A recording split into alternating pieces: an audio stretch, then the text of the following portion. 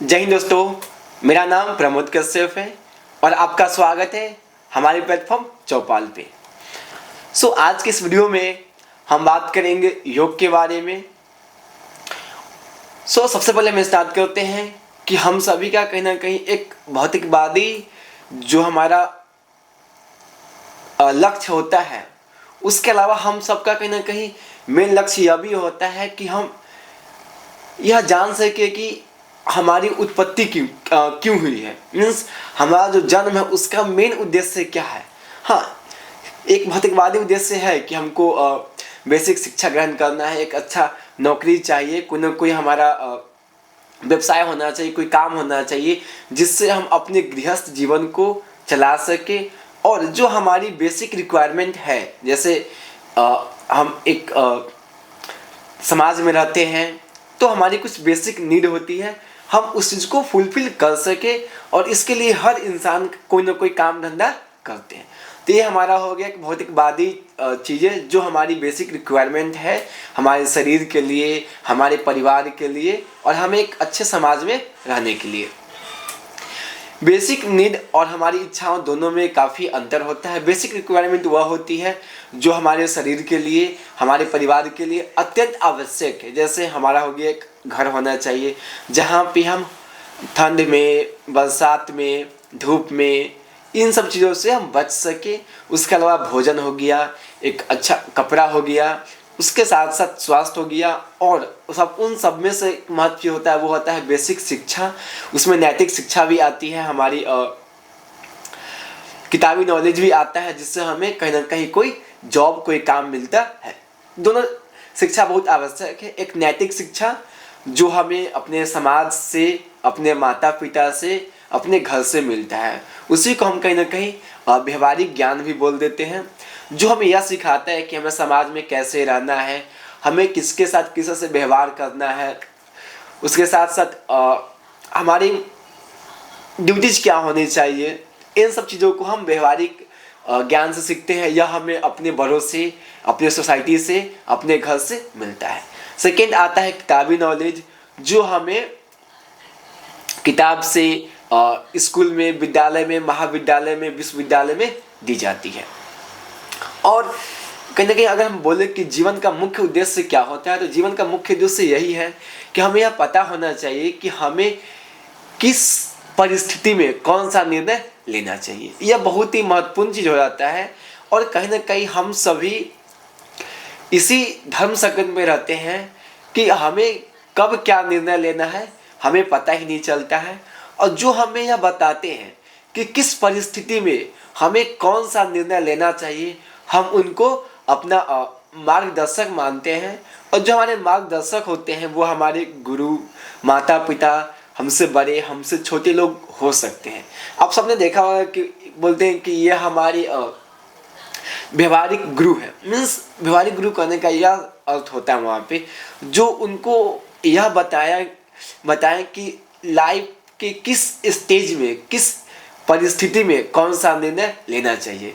और एक होते हैं वो गुरुजी जो आपको शिक्षा दिए।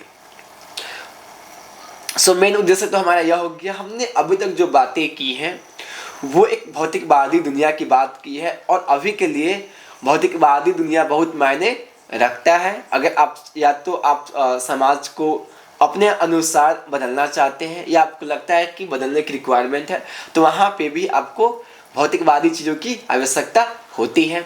हर जगह पे आप व्यवहारिक ज्ञान से काम नहीं चला सकते हैं। लेकिन अगर हम बात करें कि व्यवहारिक और भौतिक जो ज्ञान होता है दोनों में ज़्यादा प्रायोरिटी किसका होता है, तो हर जगह आपका व्यवहारिक ज्ञान जो है वो ज़्यादा मायने रखता है। क्योंकि आप कहते हैं कि हाँ बहुत डिग्री ले लिया लेकिन उसको बोलने नहीं आता है। कहने का क्या अर्थ है?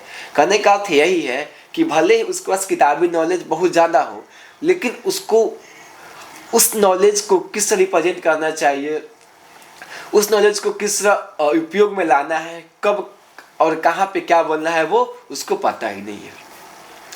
अब आते हैं एक हम आध्यात्मिक चीज़ों की ओर। अध्यात्म में कहीं ना कहीं हम सबका लक्ष्य यही होता है कि हम यह जान सके कि हम कौन हैं और हमारा जो उत्पत्ति हुआ है या हम जन्म लिए हैं तो हमारा क्या उद्देश्य है। मीन्स अगर हम अपनी बात करें तो मेरे अंदर में दो ही चीज़ होगा कि हम यह जान सके कि मैं कौन हूँ, और दूसरा आता है कि मेरी उत्पत्ति या जो मेरा जन्म है इस पृथ्वी पर क्यों हुआ है, मतलब एक लक्ष्य को हम जान सके।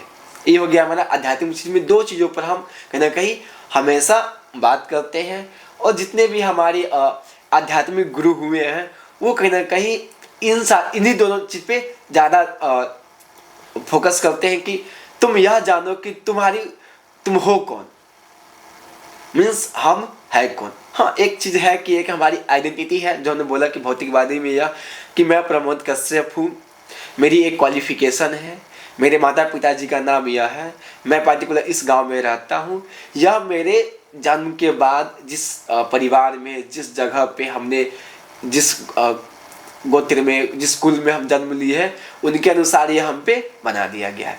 लेकिन अगर हम देखें कि हम सब में कॉमन क्या है, तो हम सब क्या है, एक लिविंग ऑर्गेनिज्म है, और हम सब में सारी चीज़ कॉमन है। मीन्स अगर हम इन सारी चीज़ों को हम हटा दें तो हम सब में लगभग चीज़ कॉमन है। कॉमन इसलिए हम कह रहे हैं कि हम सब अपने माता पिता के कारण इस धरती पर जन्म लिए हैं, और हम सभी कहीं ना कहीं एक सर्टेन टाइम, मतलब एक निश्चित समय के बाद हम सब इस शरीर को छोड़ देंगे। इस सबके साथ है, भले ही किसी का नाम अलग हो सकता है, किसी का जाति अलग हो सकता है, किसी का गोत्र अलग हो सकता है, किसी के रहने सहने का तरीका अलग हो सकता है, किसी के खाने पीने का, किसी के पूजा करने का, सबका तरीका अलग अलग हो सकता है। लेकिन जो दो प्रोसेस है, एक हमारे जन्म लेने का और एक जो हमारे शरीर को छोड़ने का, वो सब में कॉमन है।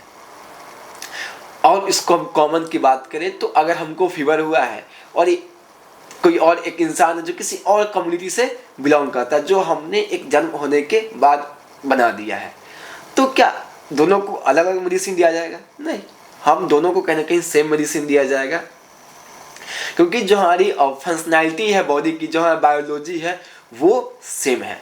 और जो हमारा नाम हो गया, हमारा धर्म हो गया, हमारा कुल हो गया, ये कहीं ना कहीं एक बाहरी आवरण है जो हमें समाज के द्वारा, हमारे परिवार के द्वारा, हमारे माता पिता के द्वारा दिया गया है। और हम किसी भी जाति से, किसी भी धर्म से बिलोंग करते हो, हमें उस पर गर्व महसूस करना चाहिए। और कहीं ना कहीं उसमें अगर कोई खामियां हैं, कुछ त्रुटियां हैं, तो हमें उसको भी खत्म करने की आवश्यकता है। क्योंकि ज़रूरी नहीं है कि जो नियम या जो रूल्स 2 साल पहले, 2000 साल पहले बना है, वो अभी भी उतना ही रेलिवेंट होगा।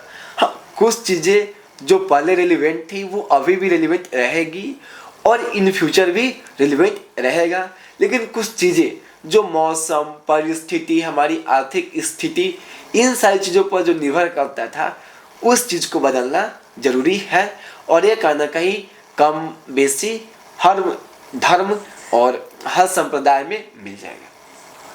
अगर हम धर्म और संप्रदाय की बात करें तो इसको अगर हम एकदम बेसिक अंडरस्टैंडिंग के अनुसार समझने का प्रयास करेंगे तो यही है कि it is a set of rules. कहीं ना कहीं एक सेट ऑफ रूल्स है जो आपको बताता है कि आपको अपनी सोसाइटी में किस तरह से रहना है, आपको आपका व्यवहार कैसा होना चाहिए अपने रिलेटिव के प्रति, अपने सोसाइटी के प्रति, अपने समाज के प्रति। और हम सभी कहीं ना कहीं भौतिकवादी चीज़ों में हमेशा इन्वॉल्व होते हैं, तो हमें शांति के लिए हमें खुद पे ध्यान दे, तो उसके लिए हर धर्म में एक ऐसा बनाया गया है जहाँ पे हम यह माने कि हम सर्वश्रेष्ठ नहीं है, हमसे ऊपर भी कोई सर्वश्रेष्ठ है और उनको हम पूजते हैं। चाहे वो अगर हम बात करें सनातन धर्म की तो उसके गॉड हो गए, चाहे वो क्रिश्चियन के गॉड हो गए, चाहे वो इस्लाम को मानने वाले हो गए या बुद्धिस्ट, सबके ऊपर कहीं ना कहीं एक जिनको हम प्रोबेबली मतलब समानता हम उनको भगवान का दर्जा देते हैं, उनको रखा गया है ताकि हम एक रियलाइज करें कि जब हमको प्रॉब्लम हो, जब हम ये डिसाइड नहीं कर पा रहे हैं कि हम क्या करें, तब हम क्या करें, सारा चीज़ को हम अपने जो मेरा कार्यभार है जो हमसे नहीं हो रहा है हम उन पे सौंप दें कि ये भगवान अब जो अच्छा हो बुरा हो अब आप ही के ऊपर है, आप ही कीजिए। और यह हर धर्म में पद्धति अलग अलग हो सकता है, तरीका अलग अलग हो सकता है, लेकिन जो उद्देश्य है वो लगभग कहीं ना कहीं यही है। हमने बात किया कि यह जानना कि हम कौन हैं और हमारा उद्देश्य क्या है, इसके लिए हम बहुत सारे मेथड्स को अपनाते हैं। उन सभी में से सनातन धर्म में जो जिस चीज़ की बात की गई है, हाँ पहले हम यह क्लियर कर देना चाहते हैं कि सनातन धर्म का मतलब, अगर हम ये चीज़ को समझे तो जो बहुत पुराना है, जो सदियों से चला आ रहा है, न तो जिसका कोई प्रारंभ है न ही जिसका अंत है। मीन्स अगर हम बात करें तो जो नेचर से सीखते आया है और उसी के अनुसार अपने नियम को, अपने पूजा करने की जो पद्धति है वैज्ञानिक तरीके से अपनाया है, अडॉप्ट किया है, ताकि हम उनको भी समझा सके जिनके पास किताबी नॉलेज नहीं है कि हाँ इनको पूजा करना है, यह हमारे सोसाइटी के लिए, हमारे स्वास्थ्य के लिए, हमारे विज्ञान के लिए अत्यंत आवश्यक है। तो उनको हम पूछते हैं। जैसे अगर बात करें तुलसी का पौधा, उसका एक साइंटिफिक अपना महत्व है और हमारे धर्म ग्रंथ में भी उनको एक महत्व स्थान दिया गया है, ताकि हम उसको काटे नहीं, उनको हम बचा के रखें, प्रिजर्व करें। ऐसे बहुत सारी चीज़ें आप देख सकते हैं कि मैक्सिमम जो पूजा की जाती है सनातन धर्म में कहीं ना कहीं प्रकृति की पूजा की जाती है। चाहे वो हम जल का पूजा करें, जल में गंगा जी का पूजा करें, भगवान पवन देव का पूजा करें, हिमालय का पूजा करें, कहीं ना कहीं इन सारी जो नेचर है जो हमें हर परिस्थिति में हमारी सहायता करते हैं, हमारे जीवन के लिए अत्यंत आवश्यक है और जो हमारे लिए आवश्यक है, जो हमें मुफ्त में चीज़ें दी रही है, एक हमारा दायित्व बनता है कि हम उनको सराहें, उनको बचा के रखें, ताकि जो हमारा पीढ़ी है वो भी उसका लाभ ले सके। और सबसे बड़ी चीज़ होती है कि जो हमको फ्री में दे रहे हैं हम उनके प्रति श्रद्धा अर्पण करें। इसलिए जब भी हमारे धर्म में पूजा की जाती है तो हम प्रकृति की पूजा करते हैं, उनका जो बोल सकते हैं कि जो स्थान होता है वो एक भगवान की तरह ही दिया जाता है। उसमें से जो मेन टॉपिक आता है हमारा, वो आता है योग, जिससे हम यह जान सकते हैं कि हमारा लक्ष्य क्या है और हमारी उत्पत्ति क्यों है। It means who am I, means मैं कौन हूँ, इसका आंसर हमको मिल सकता है। क्योंकि हम जितना बाहर की दुनिया में खोजने का कोशिश करेंगे हमको नहीं मिलेगा। लेकिन इसका मतलब यह नहीं है कि हम भौतिकवादी दुनिया से दूरी हट जाए। हमें दोनों में बैलेंस को बनाना होगा ताकि हम खुद को भी जान सके। और हम भौतिकवादी दुनिया में जन्म लिए हैं तो भौतिक चीज़ों के लिए भी हमारी कुछ रिस्पॉन्सिबिलिटीज होती हैं। उसमें से अगर हम बात करें कि योग को, तो जो हमारे यहाँ योग किया जाता है वो होता है अष्टांग योग। और अष्टांग योग में क्या होता है कि मेरे 8 स्टेप होते हैं और उन सारी चीज़ों को फॉलो किया जाता है। सबसे पहले आता है यम, नियम, आसन, प्राणायाम, प्रत्याहार, धारणा, ध्यान और समाधि। ये जो 8 चीज़ें होती है उस पर मिलनी जो हमारा अष्टांग योग है उस पर बात की जाती है। और हमारे यहाँ बहुत सारे योग गुरु हो चुके हैं, जिनमें से पतंजलि का नाम बहुत ही सबसे ऊपर, मतलब एक अगर हम बोले कि योग में तो कहीं ना कहीं पतंजलि का नाम आता है। उन सभी में से अगर हम बात करें तो जो हमारा सबसे चीज़ होता है जिसको हम लोग बोलते हैं ध्यान, मेडिटेशन, और कहीं ना कहीं उसके इंटरचेंज के रूप में हम समाधि का भी यूज करते हैं। जैसे आप देखते हैं कि बहुत सारे जो ऋषि मुनि हुए हैं वो कहीं ना कहीं समाधि में रहते हैं। बहुत सारे लोग अन्न को त्याग देते हैं, मतलब अपना अपना एक बोल सकते हैं कि कुछ प्रोसीजर्स होते हैं जो उनको फॉलो करते हैं। और एक आता है ध्यान। ध्यान में मतलब हम जो ब्रह्म मुहूर्त होते हैं, ब्रह्म मुहूर्त, वहाँ पे ज़्यादा फोकस करते हैं कि हाँ को उस टाइम पे ध्यान करना है। एक तो ब्रह्म मुहूर्त का एक अलग बेनिफिट होता है। और सेकेंड चीज़ आता है कि वहाँ पे जो हमारा एक चीज़ों की बिगनिंग होती है, और जब भी कोई चीज़ का बिगनिंग होता है तो वह हमारे लिए बहुत ज़्यादा फायदेमंद होता है। और सुबह में कहीं ना कहीं एक शांत वातावरण मिलता है जहाँ पे हर चीज़ नई एनर्जी, नई ऊर्जा, जैसे दिन होता है तो दिन में क्या होता है चीज़ें ढल रही होती, मतलब हम नीरस होते जाते हैं, इनएक्टिव रहते हैं। हमारी जो एनर्जी है वो कहीं ना कहीं खत्म होती जाती है। लेकिन जैसे सुबह होता है एक नई ऊर्जा, नई एनर्जी मिलती है। तो सुबह जो ब्रह्म मुहूर्त होते हैं उसमें हम कहीं ना कहीं ध्यान करते हैं, और जो 3:30 बजे का जो समय होता है वो सबसे बेस्ट माना जाता है। और इसमें कहीं ना कहीं थोड़ा बहुत टाइम चेंज होता है। तो यहाँ पे हम लोग क्या करते हैं, ध्यान करते हैं। और ध्यान में भी हर बुक्स और हर जो योग गुरु होते हैं उनका प्रोसीजर थोड़ा सा अलग होते रहता है। लेकिन जो सबसे मेन उसमें क्या आता है कि हमको आंख बंद करके एक तो हम को अपने सांस पे ध्यान देना होता है कि हम इनहेल और जो एक्सहेल करें उस पर मेनली फोकस करें। और इसके अलावा कुछ लोग नाम जाप करते हैं उसी में, या किसी पर्टिकुलर एक चीज को लेकर सोचते हैं। तो ये हमारा कहना कि एक स्टेप होता है जब हम ध्यान करते हैं। लेकिन ध्यान का मतलब यह नहीं कि हम आंख बंद कर लिए एक पर्टिकुलर मुद्रा में आ गए, जैसे फॉर एग्जांपल हम तो यह जो क्या होता है हमारा एक इनिशियल स्टेज होता है जहाँ पे हम खुद के साथ अपने टाइम को स्पेंड करते हैं। क्योंकि अक्सर क्या होता है कि हम अपने साथ समय स्पेंड नहीं करते हैं, हम हमेशा अपने आप को अपने जो आसपास की चीज़ें, अपने दोस्तों के साथ, अपने फैमिली के साथ, अपने स्टडीज, अपने काम के साथ बिजी रहते हैं। तो हमें इतना समय मिल ही नहीं पाता है कि हम जान सके कि हम कौन हैं, हमारा लक्ष्य क्या होना चाहिए, इन सारी चीज़ों पे। तो हम स्टार्टिंग में क्या करते हैं, अकेले रहने का प्रयास करते हैं। और जब आप आंख बंद करते हैं तो जो बाहरी चीज़ें उसको छोड़ के आप अपने ऊपर फोकस करते हैं। और वहाँ पे हमारा दो चीज़ होता है।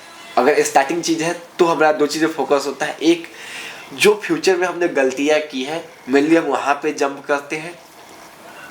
और सेकेंड चीज़ आता है जो हम पास्ट में करना चाहते हैं, मीन्स सॉरी, एक तो पास्ट हो गया जो मेरे साथ हो चुका है, और सेकेंड चीज़ आता है फ्यूचर, कि हमको ऐसा ऐसा करना है।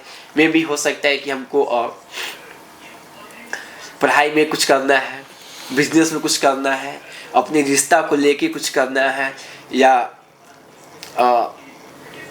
अपने समाज को सुधारने के लिए कुछ आपके पास आइडिया हो। तो ये सारे ख्याल जो है हमारे पास स्टार्टिंग फेज में आते रहता है जब हम मेडिटेशन करना चाहते हैं तब।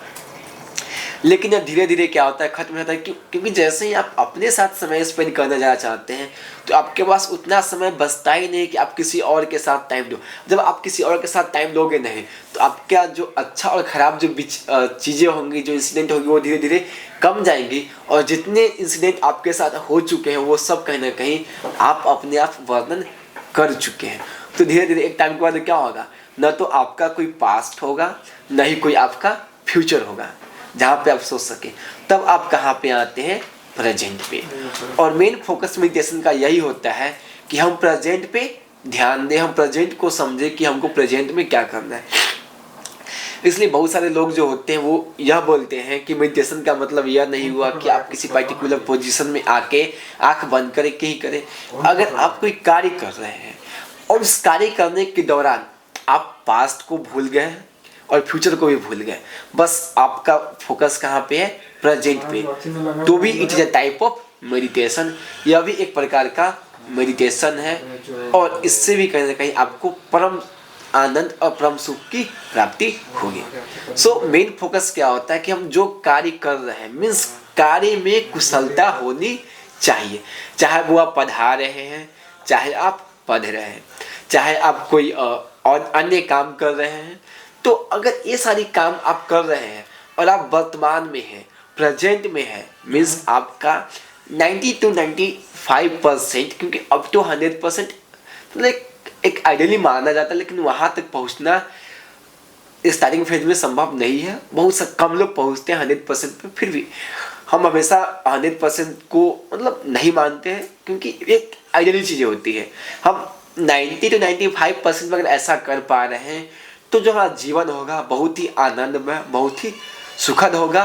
और ये हमारे लिए और ये हमारे सोसाइटी के लिए, दोनों के लिए लाभप्रद होता है। क्योंकि अब हमको कुछ चिंता करने का विषय नहीं है। चिंता हम किस पे करते हैं, या तो हम जो बीत चुका है उसके लिए हम हमेशा चिंतित रहते हैं, या हमारा जो है वो भविष्य क्या होगा इस चीज़ को लेकर चिंतित होते हैं। जब मेरे पास कोई है ना मेरे पास अब भूत बचा और न ही मेरा भविष्य बचा, तो हम कहाँ पे रहेंगे, वर्तमान में। और बहुत सारे ऐसे लोग होते हैं जो पार्टिकुलर किसी धर्म में आस्था नहीं रखते, विश्वास नहीं रखते, लेकिन उनका भी यह मानना होता है कि तुम जो कर रहे हो 100% फोकस उस पर करो, तुमको सक्सेस मिलेगी। और कहीं ना कहीं ये चीज़ हमारे धर्म भी बताता है और साइंटिफिक चीज़ें भी यह है कि आपका जिसको हम अभी बोलते हैं कि हमारा कंसंट्रेशन कम रहा है। कंसंट्रेशन कमने का मेन रीजन यही होता है, चाहे हम हो या अन्य कोई पर्सन हो, हम सबका एक पास्ट है और हम सबका कुछ ना कुछ भविष्य भी है, हम सोचे हुए हैं। तो पास्ट भविष्य कहीं ना कहीं ये हम सबको, जैसे हम एक अभी बात करें तो एक बिगिनर है, इन चीज़ों को हम सीख रहे हैं, अपने डे टू डे लाइफ में अप्लाई कर रहे हैं। और जब हम कोई चीज़ को स्टार्ट करते हैं तो हम गिरते भी हैं। जैसे आपने दृढ़ संकल्प कर लिया कि हमको 10 दिन 20 दिन या 21 दिन पर्टिकुलर एक टास्क को पूरा करना है, चाहे वो आपके सुबह में उठना हो या आपको 5 to 6 आवर स्टडी करना हो या 5 to 6 आवर एक क्वालिटी टाइम स्पेंड करना हो अपने दोस्त के साथ, रिलेटिव के साथ, या आप किसी प्रोजेक्ट पे काम करते हैं, तो आप एक ही समय में, एक ही टाइम में आप उस गोल को 100% अचीव नहीं कर पाते हैं। आप उस काम को जब करते हैं तो कुछ आपको लगता है कि हमको और अपने बॉडी पर ध्यान देना होगा, जो डिस्ट्रैक्शंस मेरे पास है उसको और हमको मिनिमाइज करना होगा, हमको एक हेल्दी फूड लेना होगा, एक हेल्दी डाइट लेना होगा, ताकि मेरा बॉडी जो है वो इतना कैपेबल हो कि वो आधा घंटा 6 घंटे बैठ के काम कर सके। मेरा माइंड इतना शार्प होना चाहिए, इतना शांत होना चाहिए कि मेरा दिमाग पर्टिकुलर उस प्रॉब्लम को सॉल्व करने के लिए कैपेबल हो। और ये धीरे धीरे क्या होता है, इम्प्रूव होता है, धीरे धीरे हम इसको इन्हांस करते हैं। जब एक घड़ा भी बनता है तो हम उसके कैपेसिटी के अनुसार बनाते हैं। ऐसा नहीं कि उसमें हमको कुछ कम सामान रखना है तो हम उसको बहुत ज़्यादा बना दें। इससे क्या होगा कि आपका समय बहुत ज़्यादा लग जाएगा और उतना उसकी आवश्यकता नहीं है। फॉर एग्जाम्पल, अगर मेरे पास एक कुछ सामान है, नॉर्मल सामान है, उसकी सेफ्टी क्या होती है, हम बहुत ही कम करते हैं, क्योंकि अगर उसको कोई चोरी भी कर लिया तो उससे हमको बहुत ज़्यादा हानि नहीं होगा। लेकिन मेरे पास कुछ ऐसा चीज़ है जो मेरे लिए बहुत ही मायने रखता है, बहुत ही, अगर हम मटेरियलिस्टिक चीज़ की बात करें तो बहुत कॉस्टली है, बहुत महंगा है, जिसकी वजह से शायद मेरे जीवन में बहुत ज़्यादा इम्पैक्ट पड़ेगा, बहुत ज़्यादा नुकसान हो सकता है। तो हम क्या करते हैं, उसकी सेफ्टी ज़्यादा रखते हैं। क्यों? क्योंकि उसका महत्व ज़्यादा है। समझिए, आपको लगता है कि इस चीज़ का महत्व मेरे लाइफ में ज़्यादा है तो हमें उस पर ज़्यादा ध्यान देना चाहिए। और हमें लगता है कि इस चीज़ का महत्व हमारे जीवन में ज़्यादा नहीं है, इसका महत्व एक सर्टेन पीरियड ऑफ टाइम के लिए है, तो हमको वहाँ पे अपना कम समय देना होता है। लेकिन ये चीज़ हम कब सीखते हैं? Heat and trial method. Means हम जैसे जैसे बड़े होते हैं, जैसे जैसे हम मैच्योर होते हैं, जैसे जैसे हम चीज़ों को समझना शुरू करते हैं, जानते हैं कि इसका क्या महत्व है हमारे लाइफ में, हमारी स्पिरिचुअल जर्नी के लिए, तो उसके अनुसार हम क्या करते हैं, अपने हैबिट्स को चेंज करते हैं। हो सकता है जो ज़्यादा भौतिकवादी हो उसको मेडिटेशन, ध्यान, इन सबों का ज़्यादा इम्पैक्ट नहीं पड़ता, लेकिन जो ज़्यादा मेडिटेशन करते हैं उनके लिए मायने रखता है कि वो क्या करें, सुबह में जल्दी उठे, क्योंकि वो जानते हैं कि सुबह उठना उनके लिए कितना ज़्यादा मायने रखता है। लेकिन जो इसका महत्व नहीं जानते उनके लिए ज़्यादा मायने नहीं रखता। हो सकता है उनको 12 बजे उठने में मज़ा आ रहा हो, तो उनके लिए कुछ और महत्व रखता है और इनके लिए अलग महत्व रखता है। तो यह हमेशा चीज़ें है कि यह पर्सन टू पर्सन वेरी करता है। और फिर हम बताना चाहते हैं कि आप कभी भी यह मत सोचिए कि अगर आपको जीवन में बहुत अच्छा करना है तो हमको एक पर्टिकुलर सेट ऑफ रूल्स को ही फॉलो करना होगा। हर चीज़ का एक अल्टरनेट ऑप्शन होता है। और हमेशा याद रखें कि समाज से और खुद से अलग रहकर आप जीवन में नहीं रह सकते हैं। हर आदमी का एक लक्ष्य होता है, और कहीं ना कहीं लक्ष्य में जब भी आप देखते होंगे तो वो जन कल्याण होता है, या तो लोगों को अवेयर करना हो या लोगों के लिए काम करना हो। मैक्सिमम जितने भी हमारे जो धर्म गुरु हुए हैं वो सबका कहीं ना कहीं यही हुआ है। जैसे आप स्वामी विवेकानंद जी को ले लीजिए, वो क्या किए, वो जन कल्याण के लिए काम किए, लोगों को जितना हो सका वो अवेयरनेस बढ़ाएं, धर्म क्या होता है, हमें समाज में किस तरह रहना चाहिए, हम किसी की बुराई करके खुद का भलाई नहीं कर सकते। ये सारी जो मैसेज है वो उनको स्प्रेड किए। यह नहीं कि सबका अपना अपना तरीका, सबका अपना सेट ऑफ रूल्स होता है, वो बता चुके हैं। लेकिन मेरा यहाँ पे मानना यही है कि हमको अपने समाज में, हमको अपने देश में रहकर ही बदलाव करना है, और लोगों के सोच ख्याल में हम तभी बदलाव ला सकते हैं जब हमारा जीवन वैसा हो। ऐसा नहीं है कि हम उस चीज़ को फॉलो नहीं कर रहे हैं और हम दूसरा को बता रहे हैं। सो ये चीज़ हो गया कि हम खुद को धोखा दे रहे हैं, क्योंकि जब आप कोई चीज़ को करते हैं तो आपको पता रहता है कि इसका क्या इम्पैक्ट पड़ेगा, और अगर आप उस चीज़ को जान रहे हैं कि इसका गलत इम्पैक्ट पड़ रहा है, फिर भी आप किसी को बता रहे हैं, या उसका अच्छा इम्पैक्ट है और आप खुद को उस पर अप्लाई नहीं कर रहे हैं और किसी को just for the sake of information और for the sake of knowledge बता रहे हैं, तो यह भी उचित नहीं है। क्यों? क्योंकि आपको इसका ज्ञान है ही नहीं, उसको करने के बाद क्या वाकई में लाभ होता है या नहीं होता है। जब तक आप उसको कीजिएगा नहीं, तब तक आपको यह पता ही नहीं होगा कि यह पर्टिकुलर काम करने से हमको लाभ होता है या नहीं होता है। जैसे फॉर एग्जांपल अगर बात करें तो हम खुद पे अगर बात करें तो हमको पता है कि अगर हम कैमरा के सामने बोलेंगे, या तो वो 10 मिनट का समय हो, या वो 15 मिनट का समय हो, या वो आधा घंटा का समय हो, अगर हम कैमरा के सामने बोलना शुरू कर रहे हैं तो धीरे धीरे क्या होगा, हेजिटेशन मेरा दूर होगा, हम और अच्छे से आई कांटेक्ट को मेंटेन कर पाएंगे, हम और अच्छे से अपनी बातों को धीरे धीरे रख पाएंगे। जो वाकई में हम सोच के आए थे कि हमको ऐसा ऐसा बोलना है, वो हम कैमरा के सामने जब बोल पाएंगे तो हम किसी और के सामने भी बोल पाएंगे। तो हमने जाना, लेकिन इसके साथ साथ जब हम ये जर्नी को शुरू किए तो हमको यह भी पता चला कि हम एक दिन में परफेक्ट नहीं बन पाएंगे।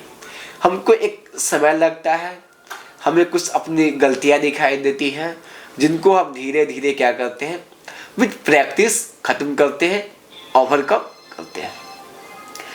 सो आई होप कि अगर हम बात करें कि इसका ओवरऑल हमने क्या कंक्लूजन निकाल सकते हैं, तो मेरा कंक्लूजन यही है कि चाहे आप पूरे एकदम कंक्लूड करने का प्रयास करें, तो चाहे आप किसी भी धर्म से, संप्रदाय से बिलोंग करते हो, उन सब का एक ही उद्देश्य है कि वो आपको एक क्वालिटी लाइफ दे सके, और वो जो हमारे पास के जो लोग हैं, जो हमारे इंसेस्टर्स हैं, जो हमारे पूर्वज हैं, वो अपने लाइफ से देखें कि क्या क्या गलती किए हैं, उन सबको कैद करके हमारे पास बहुत ही अच्छा चीज़ को पेश किया गया है, चाहे आप किसी भी धर्म से हो। हाँ, ये चीज़ है कि कुछ धर्म जो है या कुछ संप्रदाय है वो अभी नया है, उसमें गलतियाँ ज़्यादा है, लेकिन जो हमारा सनातन धर्म है वो सदियों से आ रहा है, तो इसका जो महत्व है वो ज़्यादा है।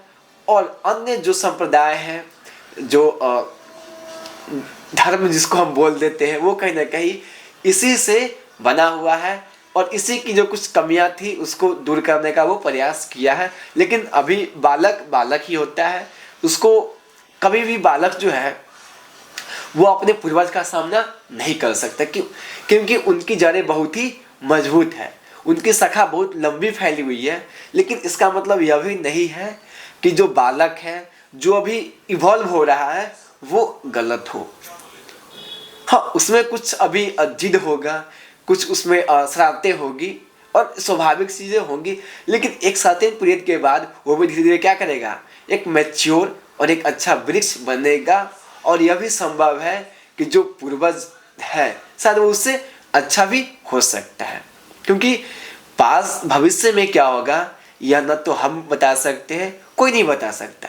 भविष्य में कौन अच्छा होगा क्या पता किसी को। अगर हम यही मानते हैं कि एक इंसान जो है वही सर्वश्रेष्ठ है, तो फिर उससे तो कोई सर्वश्रेष्ठ बन ही नहीं पाता। आज वर्ल्ड चैंपियन कोई और है, कल कोई और होगा। आज सबसे दुनिया के रिचेस्ट पर्सन कोई और है, कल कोई और होगा।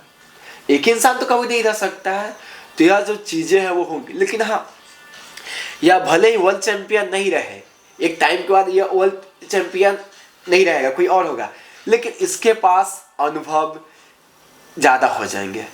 क्यों? क्योंकि इसने समय ज़्यादा स्पेंड किया है इसके कंपेयर में। तो वो चीज़ होती है, वो चीज़ हमारे लाइफ के साथ भी होती है, जिस चीज़ को हम फॉलो कर रहे हैं, जिस शिक्षक को हम फॉलो कर रहे हैं उनके साथ भी होता है। कभी कभी क्या होता है कि हम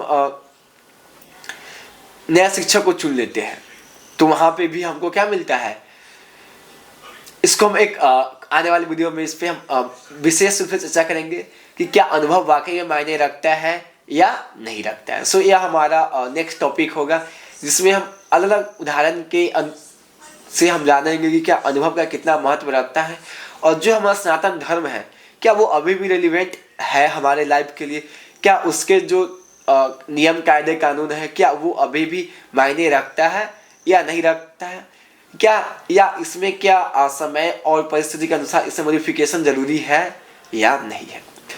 सो तब तक के लिए स्टे मोटिवेटेड, कीप लर्निंग। जय हिंद।